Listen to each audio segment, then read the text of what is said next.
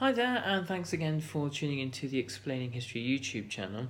At the moment, I'm teaching a module for my Year 12 class on imperialism in the 19th century, and it looks at European imperialism in Asia and Africa, but also the development of an American imperialism in obviously the late 19th, early 20th centuries, the Philippines and Cuba and Panama. But you can describe the expansion of the United States from the Atlantic to the Pacific and the conquest of the Native Americans of the Great Plains. In between is a form of imperialism. This is certainly one culture extending its imperium over another. It's colonizing them. And the final part of the course that we're going to look at this week is the development of Japanese imperialism in China and Korea in the late 19th century. Now, looking at these, if you're teaching these modules or studying them, it's important to look at the kind of the common threads.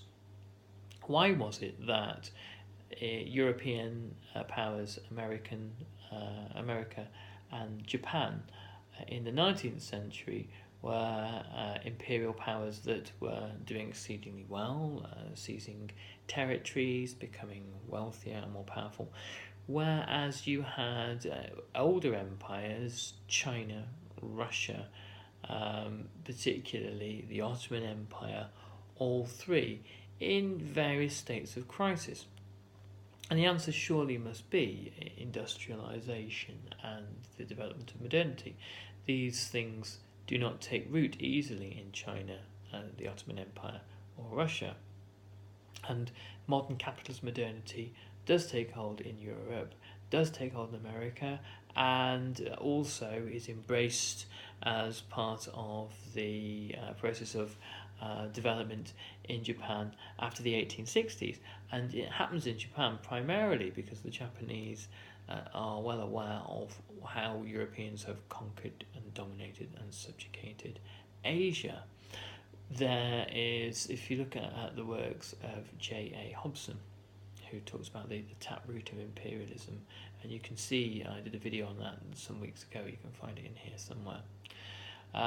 The development of surplus capital, of banks having large amounts of cash in on their balance sheets that they need to lend out, and there being not enough opportunities for lending at particularly attractive rates of return in domestic markets, such as British banks in Great Britain, American banks in America, led European countries in America and later Japan to want to find investment opportunities overseas. This fuels imperialism. This is the manner in which imperialism and colonization is paid for, from expeditions down to railways being built from the Cape to Cairo, that sort of thing. And how is it that European and American banks have cash on their balance sheets? Well, because of the processes of the Industrial Revolution. The Industrial Revolution has left a lot of cash to be banked. So this again is another reason why you have an explosion of imperialism towards the last decades of the 19th century, because capital had been accumulating in the earlier decades. It's not to say that an empire had not existed for countries like Britain prior to, say, the 1870s. Of course it had. It existed for at least a century beforehand, if not perhaps two. All that happens is in the late 19th century the pace of imperial expansion dramatically increases. Anyway, I hope this is interesting, and it's good sometimes to look at these common threads and look at connections and similarities and synergies and that kind of thing, and see what you can draw together. Anyway, thanks, and catch you on the next video. Remember, say something nice, or not at all, and subscribe. Thanks, bye bye.